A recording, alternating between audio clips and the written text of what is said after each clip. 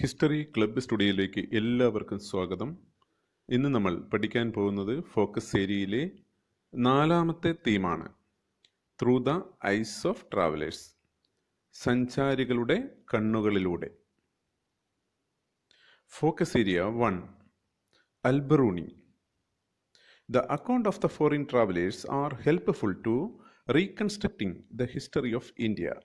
Their accounts deals with the affairs of the court, religious issue, architectural features and monuments. ഇന്ത്യയുടെ ചരിത്രം പുനർനിർമ്മിക്കാൻ സഞ്ചാരികളുടെ യാത്രാവിവരണങ്ങൾ സഹായകരമാണ്. അവരുടെ വിവരണങ്ങളിൽ രാജധാനിയുടെ പ്രവർത്തനങ്ങൾ, മതപരമായ കാര്യങ്ങൾ, വാസ്തുവിദ്യ, സ്മാരകങ്ങൾ എന്നിവയെല്ലാം രേഖപ്പെടുത്തിയിട്ടുണ്ടാവും.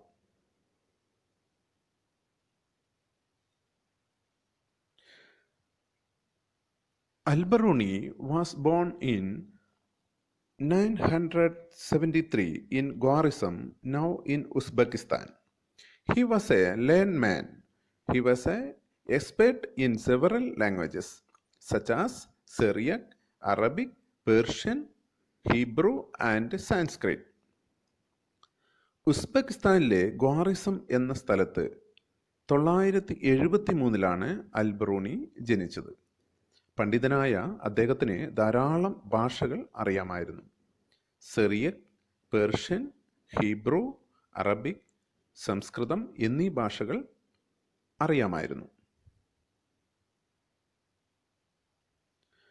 Muhammad Ghazni invaded Khwarizm in 1017 and brought Al-biruni with him to Ghazni now in Afghanistan.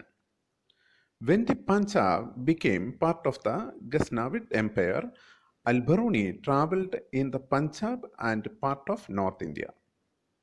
1017 ഗസ്നിയിലെ Muhammad ഗ്വാറിസം പിടിച്ചെടുത്തു. അൽബറൂണിയെ ഗസ്നിയിലേക്ക് കൊണ്ടുവന്നു. പഞ്ചാബ് ഗസ്നി സാമ്രാജ്യത്തിൻ്റെ ഭാഗമായപ്പോൾ അൽബറൂണി പഞ്ചാബിലും ഉത്തരേന്ത്യയുടെ പല ഭാഗങ്ങളിലും സഞ്ചരിച്ചു. Kitab-ul-Hind. The accounts of Al-biruni came to be called Kitab-ul-Hind. It was written in Arabic language. It has 80 chapters. It deals with various subjects such as religion and philosophy, festival, astronomy, alchemy, manners and customs, social life, weights and measures, iconography, laws and metrology.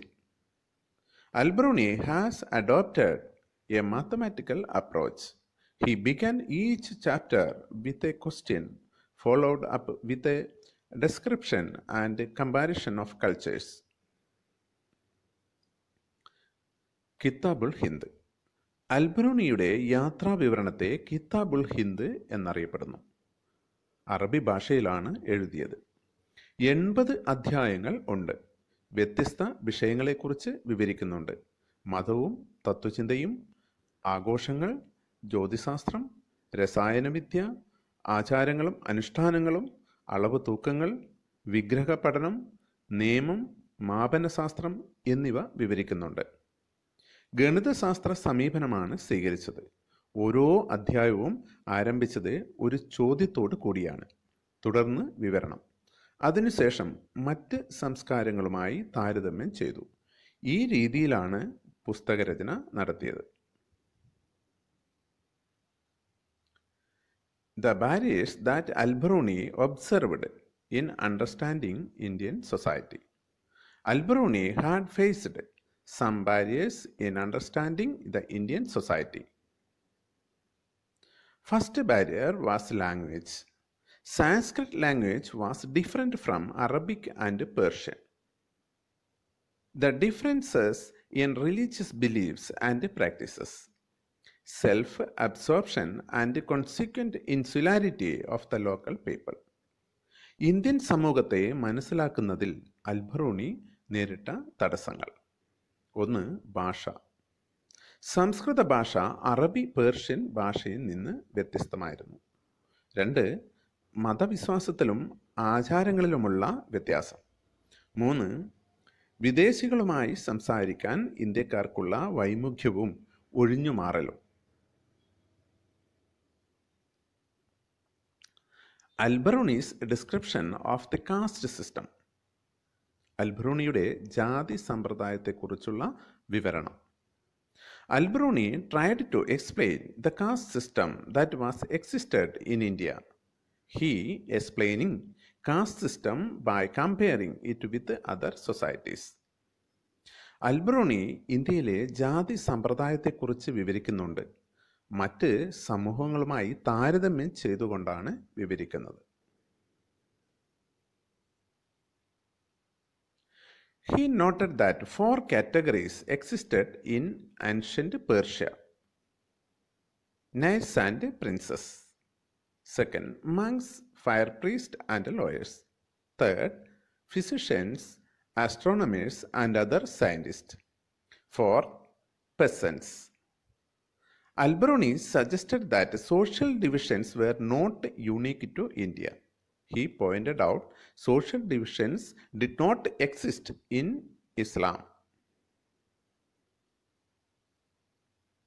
പുരാതന പേർഷ്യയിൽ 4 സാമൂഹ്യ വിഭാഗങ്ങൾ ഉണ്ടായിരുന്നതായി ചൂണ്ടിക്കാണിക്കുന്നു. രാജാക്കന്മാരും നൈറ്റുകളും. 2 സന്യാസികൾ, പുരോഹിതർ, നിയമവിദഗ്ധർ. 3 വൈദ്യന്മാർ, ജ്യോതിശാസ്ത്രജ്ഞർ, മറ്റ് ശാസ്ത്രജ്ഞന്മാർ. 4 കർഷകർ. സാമൂഹ്യ വിഭാഗങ്ങൾ ഇന്ത്യയുടെ മാത്രം പ്രത്യേകതയല്ലെന്ന് അദ്ദേഹം അഭിപ്രായപ്പെടുന്നു. ഇസ്ലാമിൽ സാമൂഹ്യ വിഭജനം നിലനിൽക്കുന്നില്ലെന്ന് അദ്ദേഹം ചൂണ്ടിക്കാണിക്കുന്നു. He described about 4 varnas such as Brahmin, Kshatriya, Vaishya and Shudra. But he did not accept the concept of pollution. He said that everything which became impure attempts and succeeds regaining its original purity. Alberuni believed that the notion of the pollution was against the law of nature. ബ്രാഹ്മണർ, ക്ഷത്രിയർ, വൈശ്യർ, ശൂദ്രർ എന്നിങ്ങനെ 4 വർണ്ണങ്ങളെക്കുറിച്ച് വിവരിക്കുന്നുണ്ട്. എന്നാൽ അശുദ്ധി എന്ന സങ്കല്പത്തെ അദ്ദേഹം അംഗീകരിച്ചില്ല. കാരണം അദ്ദേഹം പറയുന്നത് എല്ലാറ്റിനും ശുദ്ധത നഷ്ടപ്പെടും, എന്നാൽ അതിൻ്റെ യഥാർത്ഥ ശുദ്ധത വീണ്ടെടുക്കാൻ ശ്രമിക്കുകയും വിജയിക്കുകയും ചെയ്യുമെന്നാണ്. അശുദ്ധി എന്നത് പ്രകൃതി നിയമത്തിന് വിരുദ്ധമായാണ് അദ്ദേഹം കരുതുന്നത്. Alberuni's description of the caste system was deeply influenced by his study of his Sanskrit text. These texts laid down the rules governing the system from the point of view of the Brahmins. അൽബറൂണിയുടെ ജാതി സമ്പ്രദായത്തെക്കുറിച്ചുള്ള വിവരണങ്ങളിൽ സംസ്കൃത കൃതികളുടെ പഠനത്തിൻ്റെ സ്വാധീനം കാണാം. ഈ കൃതികളെല്ലാം രചിച്ചത് ബ്രാഹ്മണരുടെ കാഴ്ചപ്പാടിലാണ്. Focus area 2. Ibn Battuta, an early globe-trotter. Ibn Battuta ഒരു ആദ്യകാല ആഗോള സഞ്ചാരി. Ibn Battuta was an African traveler. He came from Morocco. He was born in Tangier. He was a scholar and loved traveling. He had made pilgrimage to Mecca. He traveled in Syria, Iraq, Persia, Yemen, Oman, etc. Ibn Battuta ഒരു African സഞ്ചാരിയായിരുന്നു. മൊറോക്കോയിൽ നിന്നാണ് അദ്ദേഹം വന്നത്. Tangier ആയിരുന്നു ജന്മദേശം. അദ്ദേഹം പണ്ഡിതനും സഞ്ചാര താൽപര്യനുമായിരുന്നു. അദ്ദേഹം മെക്കയിലേക്ക് തീർത്ഥാടനം നടത്തി. Syria, Iraq, Persia, Yemen, Oman മുതലായ രാജ്യങ്ങൾ സന്ദർശിച്ചു. ഇബൻ ബത്തൂത്താസ് വിസിറ്റ് ടു ഇന്ത്യ. ഇബൻ ബത്തൂത്തയുടെ ഇന്ത്യ സന്ദർശനം. He started his visit to India in 1332-33. He managed to meet Sultan of Delhi, Muhammad bin Tughlaq. The Sultan was impressed by his scholarship.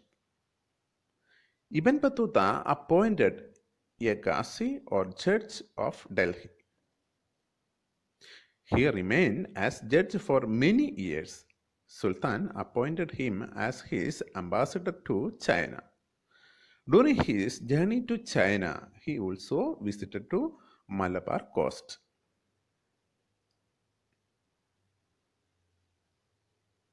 അദ്ദേഹം India സന്ദർശിക്കാൻ ആരംഭിച്ചത് 1332-33 കാലത്താണ്. ഡൽഹിയിലെ സുൽത്താനായ Muhammad bin തുഗ്ലക്കിൻ്റെ കൊട്ടാരത്തിൽ എത്തിച്ചേർന്നു. ഇബ്നു ബത്തൂത്തയുടെ പാണ്ഡിത്യത്തിൽ താൽപ്പര്യം തോന്നിയ മുഹമ്മദ് ബിൻ തുഗ്ലക്ക് അദ്ദേഹത്തെ ഡൽഹിയിലെ ഗാസിയായി നിയമിച്ചു. കുറേ വർഷം അദ്ദേഹം ഈ പദവി തുടർന്നു. അതിനുശേഷം അദ്ദേഹത്തെ ചൈനയിലെ അംബാസഡറായി നിയമിച്ചു. ചൈനയിലേക്കുള്ള യാത്രയിൽ അദ്ദേഹം മലബാർ തീരം സന്ദർശിച്ചു. രഹ്ല. Ibn Battuta's book of travels called Rihla. It was written in Arabic.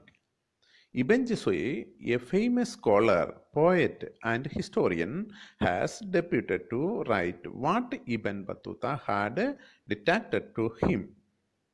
It provides the social and cultural life in the subcontinent in the 14th century. ഇബൻ ബത്തൂത്തയുടെ യാത്രാവിവരണത്തെ രഹ്ല എന്നറിയപ്പെടുന്നു. അറബി ഭാഷയിലാണ് എഴുതിയത്. പ്രമുഖ പണ്ഡിതനും കവിയുമായ ഇബൻ ജുസായ് ആണ് ഇത് എഴുതിയത്. ഇബൻ ബത്തൂത്ത വിവരിച്ചതിൻ്റെ അടിസ്ഥാനത്തിലാണ് ഈ യാത്രാവിവരണം തയ്യാറാക്കിയത്. ഇന്ത്യൻ ഉപഭൂഖണ്ഡത്തിലെ 14-ാം നൂറ്റാണ്ടിലെ സാമൂഹിക സാംസ്കാരിക ജീവിതത്തെക്കുറിച്ചുള്ള അറിവ് നൽകുന്നു. The coconut and the pan. വെറ്റിലയും നാളികേരവും. In the 14th century, India was a part of global network. Ibn Battuta traveled widely through this land. He shared lot of ideas, information and stories. If there was anything unfamiliar, he highlighted in these stories. This was done to impress the listeners or the readers. 14-ാം നൂറ്റാണ്ടിൽ India ആഗോള വ്യാപാര ശൃംഖലയുടെ ഭാഗമായിരുന്നു.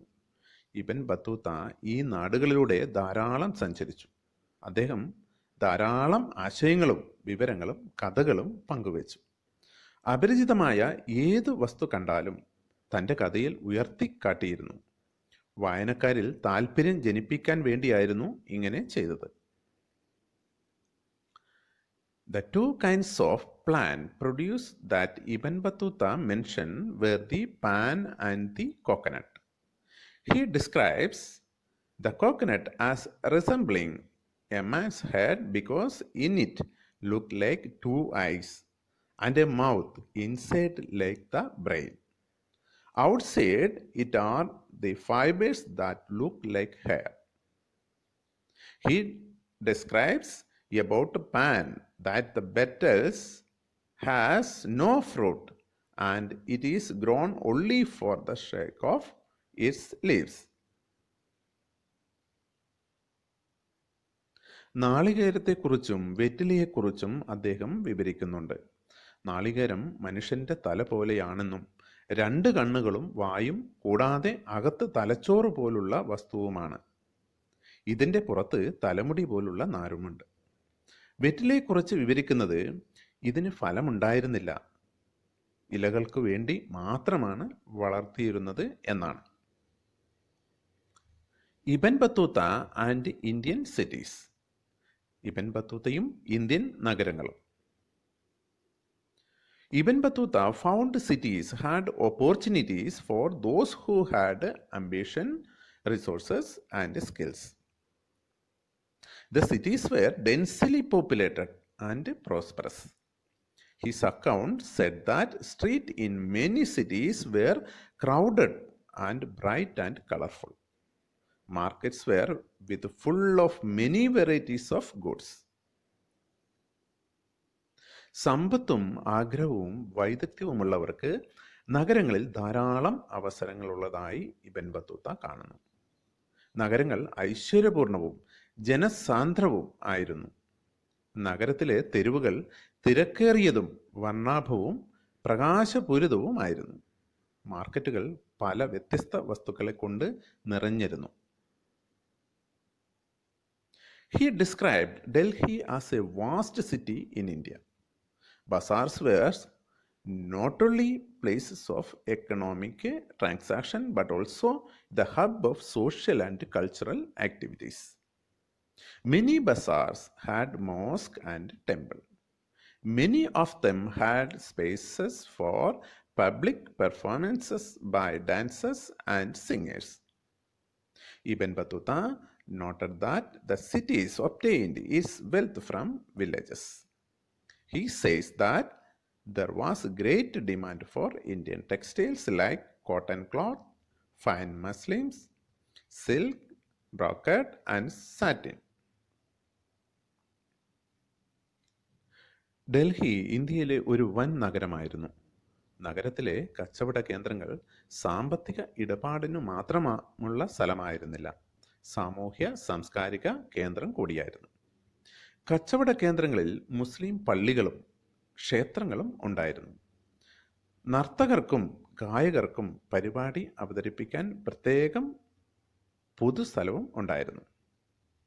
നഗരത്തിൻ്റെ സമ്പത്തിൻ്റെ ഉറവിടം ഗ്രാമങ്ങളായിരുന്നു.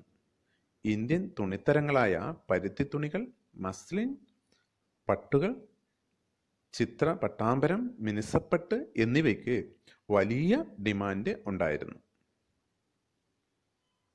A unique system of communication, ഒരു അതുല്യമായ വാർത്താവിനിമയ സമ്പ്രദായം. Ibn Battuta was amazed by efficiency of the postal system. It helped the merchants to send information across long distances. The postal system was two kinds. One was called uluk. It means horse post. Another was dawa, means food post. Postal സമ്പ്രദായത്തിൻ്റെ കാര്യക്ഷമത Ibn ബത്തൂത്തയെ വിസ്മയിപ്പിച്ചിരുന്നു. കച്ചവടക്കാർക്ക് വിവരങ്ങൾ ദൂരത്തേക്ക് കൈമാറാൻ ഇത് സഹായകരമായി. 2 തരത്തിലുള്ള തപാൽ സമ്പ്രദായം ഉണ്ടായിരുന്നു.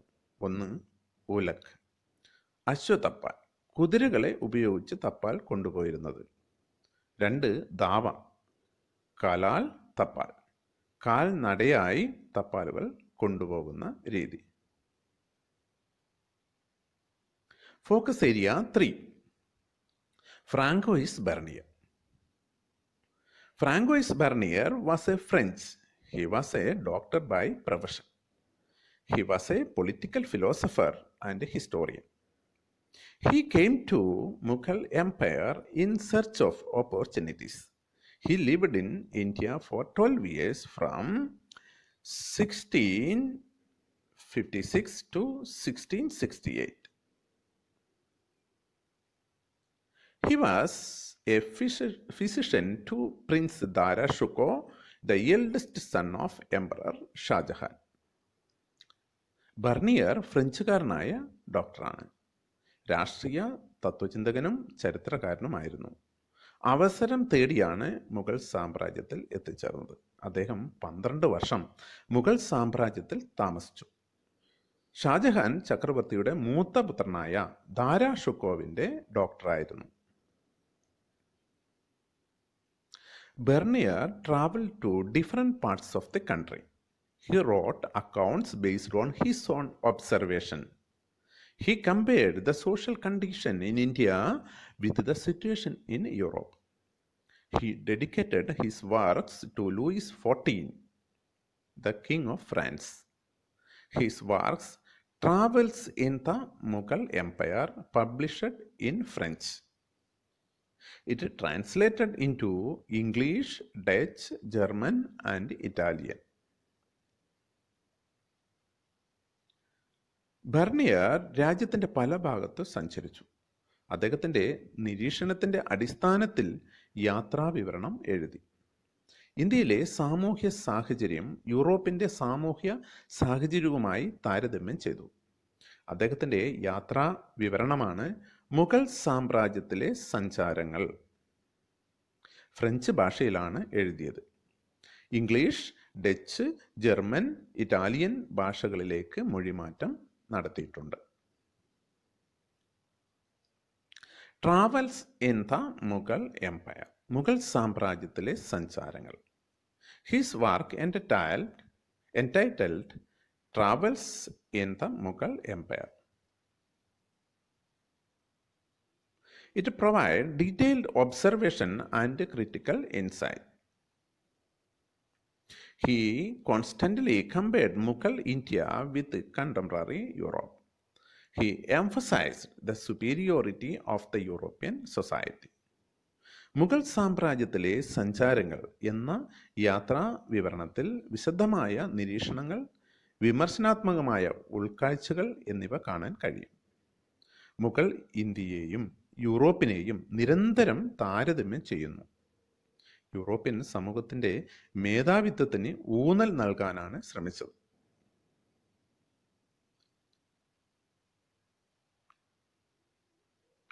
The question of land ownership, ഭൂ ഉടമസ്ഥതയുടെ പ്രശ്നം. According to Bernier, one of the fundamental differences between Mughal India and Europe was the lack of private property in the Indian society.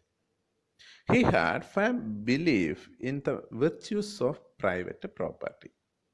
അദ്ദേഹത്തിൻ്റെ അഭിപ്രായത്തിൽ മുഗൾ ഇന്ത്യയും യൂറോപ്പുമായുള്ള അടിസ്ഥാന വ്യത്യാസം ഇന്ത്യൻ സമൂഹത്തിൽ സ്വകാര്യ സ്വത്ത് ഇല്ലാത്തതാണ്. ബർണിയർക്ക് സ്വകാര്യ സ്വത്തിൻ്റെ ഗുണങ്ങളിൽ വിശ്വാസമുണ്ടായിരുന്നു. മുഴുവൻ ഭൂമിയുടെ ഉടമസ്ഥാവകാശം രാജാവിനാകുന്നത് രാഷ്ട്രത്തിനും അതിലെ ജനങ്ങൾക്കും ദോഷകരമാണ്. അദ്ദേഹം കരുതിയത് മുഴുവൻ ഭൂമിയുടെയും ഉടമസ്ഥാവകാശം ചക്രവർത്തിക്കാണെന്നും അത് പ്രഭുക്കന്മാർക്കിടയിൽ വിതരണം ചെയ്തുവെന്നുമാണ്. ഭൂമിയുടെ മുഴുവൻ ഉടമസ്ഥത ചക്രവർത്തിക്കായതുകൊണ്ട് ഭൂ ഉടമകൾക്ക് അവരുടെ ഭൂമി മക്കൾക്ക് കൈമാറാൻ സാധിച്ചില്ല. അതുകൊണ്ട് തന്നെ ദീർഘകാലത്തേക്ക് ഭൂമിയിൽ മുതൽ മുടക്കാൻ അവർ തയ്യാറല്ലായിരുന്നു. The absence of private property prevented the emergence of the class of improving landlords. It had ruined the agriculture and oppressed the peasants. The living standards of all sections in the society declined except the ruling aristocracy. സ്വകാര്യ ഭൂസ്വത്ത് ഇല്ലാത്തതുകൊണ്ട് ഭൂമിയുടെ അഭിവൃദ്ധിക്ക് വേണ്ടി പ്രവർത്തിക്കുന്ന ഭൂ ഉടമ വർഗത്തിൻ്റെ ഉയർച്ചയെ ഇത് തടസ്സപ്പെടുത്തി. ഇത് കാർഷിക മേഖലയുടെ തകർച്ചയ്ക്കും കർഷകരുടെ അടിച്ചമർത്തലിനും കാരണമായി. ഭരണവർഗം ഒഴികെ സമൂഹത്തിൻ്റെ മറ്റെല്ലാ വിഭാഗങ്ങളുടെയും ജീവിത നിലവാരം തകർന്നു. Bernier's description on the social condition, സാമൂഹിക അവസ്ഥയെക്കുറിച്ചുള്ള ബർണിയറുടെ വിവരണം. Indian society was consisting very rich and powerful ruling class. There was a wide gap between the poorest of poor and the richest of the rich. He says there is no middle state in India. Indian സമൂഹത്തിൽ അതിസമ്പന്ന വിഭാഗവും ശക്തരായ ഭരണവർഗവും ഉണ്ടായിരുന്നു. സമ്പന്നർക്കും ദരിദ്രർക്കും ഇടയിൽ വലിയ വിടവുണ്ടായിരുന്നു. അദ്ദേഹം പറയുന്നത് സമ്പന്നർക്കും ദരിദ്രർക്കും ഇടയിൽ ഒരു മധ്യവർഗം ഉണ്ടായിരുന്നില്ല എന്നാണ്. Bernier's description on the Mughal emperor and his subjects, Mughal ചക്രവർത്തിയും പ്രജകളും. The Mughal emperor was the king of beggars and barbarians. Mughal cities and towns were ruined and polluted with ill air. Its field overspread with bushes and full of pestilential marshes. He attributed all these problems due to the crown ownership of land. Mughal ചക്രവർത്തി ഭിക്ഷാടകരുടെയും അപരിഷ്കാരികളുടെയും രാജാവ് എന്നാണ് ബർണിയർ പറയുന്നത്. മുഗൾ പട്ടണങ്ങളും നഗരങ്ങളും തകർന്നടിഞ്ഞതും ദുഷിച്ച വായുവിനാൽ മലിനവുമായിരുന്നു. അതിൻ്റെ പാടങ്ങൾ കുറ്റിക്കാടുകൾ നിറഞ്ഞതും രോഗജന്യമായ ചതുപ്പുകൾ നിറഞ്ഞതും ആയിരുന്നു. ഇതിനെല്ലാം കാരണം രാജാവിൻ്റെ ഉടമസ്ഥതയിലുള്ള ഭൂമിയായതുകൊണ്ടാണ്. The idea of Oriental despotism, പൗരസ്ത്യ സ്വേച്ഛാധിപത്യം.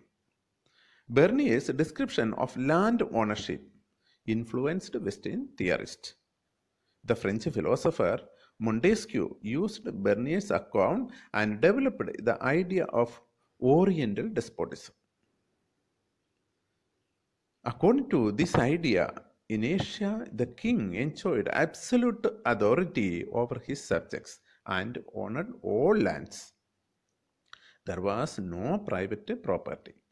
All people except king and nobles struggle for survival. ഭൂ ഉടമസ്ഥാവകാശത്തെക്കുറിച്ചുള്ള ബർണിയറിൻ്റെ വിവരണങ്ങൾ പാശ്ചാത്യ പണ്ഡിതന്മാരെ സ്വാധീനിച്ചു. ഫ്രഞ്ച് തത്വചിന്തകനായ മൊണ്ടേസ്ക്യൂ ബർണിയറുടെ വിവരണത്തിൻ്റെ അടിസ്ഥാനത്തിൽ പൗരസ്ത്യ സ്വേച്ഛാധിപത്യം എന്ന ആശയം വികസിപ്പിച്ചു. ഈ ആശയപ്രകാരം ഭരണാധികാരികൾക്ക് പ്രജകളുടെ മുകളിൽ സമ്പൂർണ്ണ അധികാരമുണ്ടായിരുന്നെന്ന് അദ്ദേഹം വാദിച്ചു. ഭൂമി മുഴുവൻ രാജാവിൻ്റെ ഉടമസ്ഥതയിലായിരുന്നു. സ്വകാര്യ സ്വത്ത് ഉണ്ടായിരുന്നില്ല.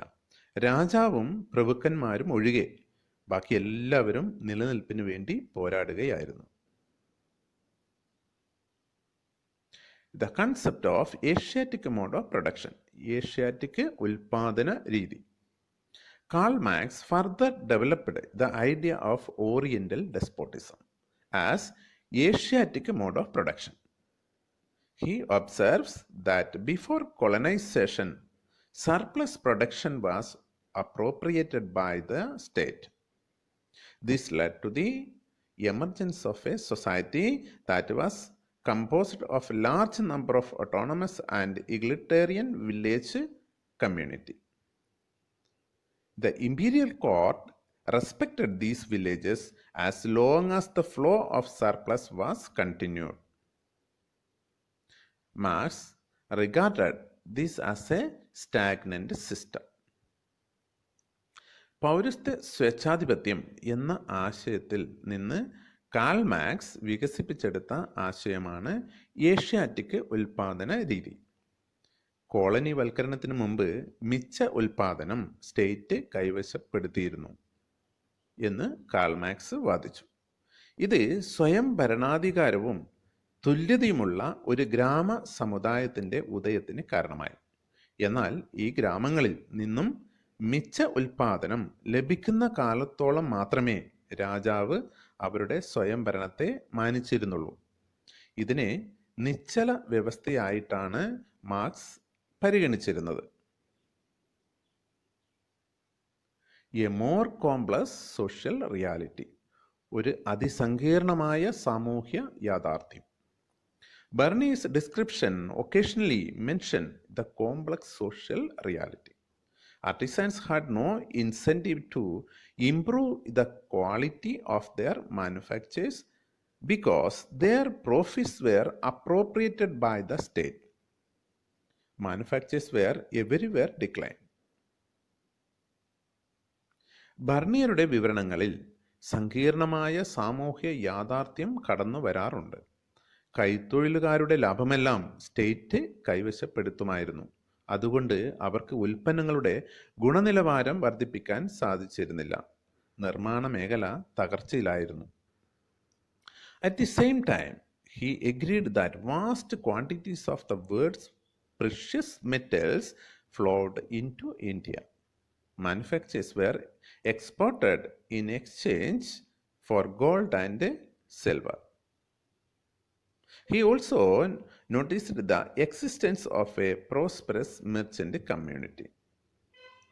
അതേസമയം ലോകത്തെ അമൂല്യമായ ലോകങ്ങൾ ഇന്ത്യയിലേക്ക് ഒഴുകുകയായിരുന്നു എന്ന് അദ്ദേഹം സമ്മതിക്കുന്നുണ്ട്. സമ്പന്നരായ വ്യാപാര സമുദായത്തെക്കുറിച്ചും പറയുന്നുണ്ട്. മുഗൾ സിറ്റീസ്, മുഗൾ നഗരങ്ങൾ. During the 7th century, 15% of the people lived in towns. Bernier describes Mughal cities as camp town. These were dependent upon imperial patronage. 17ാം നൂറ്റാണ്ടിൽ 15% ജനങ്ങളായിരുന്നു പട്ടണങ്ങളിൽ താമസിച്ചിരുന്നത്. മുഗൾ നഗരങ്ങൾ ക്യാമ്പ് നഗരങ്ങളാണെന്ന് ബർണിയർ പറയുന്നത്. ആ നഗരങ്ങൾ നിലനിന്നത് രാജകീയ സംരക്ഷണത്തിലായിരുന്നു. There were all kinds of towns. Manufacturing towns, trading town, port towns, sacred centers, pilgrimage towns. The existence of towns indicates that the prosperity of merchant community. They were organized into their own caste occupational groups. In Western India, these groups were called Mahajans. Their chiefs were called Seth. എല്ലാ തരത്തിലുള്ള നഗരങ്ങളും ഉണ്ടായിരുന്നു. ഉൽപാദന നഗരങ്ങൾ, വ്യാപാര നഗരങ്ങൾ, പരിശുദ്ധ കേന്ദ്രങ്ങൾ, തീർത്ഥാടന നഗരങ്ങൾ. സമ്പന്നരായ കച്ചവടക്കാർ നിലനിന്നിരുന്നു എന്നതിൻ്റെ സൂചനയാണ് നഗരങ്ങൾ. കച്ചവടക്കാർ ജാതി തൊഴിലിൻ്റെ അടിസ്ഥാനത്തിൽ സംഘടിച്ചിരുന്നു. പശ്ചിമ ഇന്ത്യയിൽ അവരെ വിളിച്ചിരുന്നത് മഹാജൻ എന്നായിരുന്നു. അവരുടെ നേതാവിനെ സേട്ട് എന്നായിരുന്നു വിളിച്ചിരുന്നത്. Practice of sati. Bernier has provided a detailed description of sati.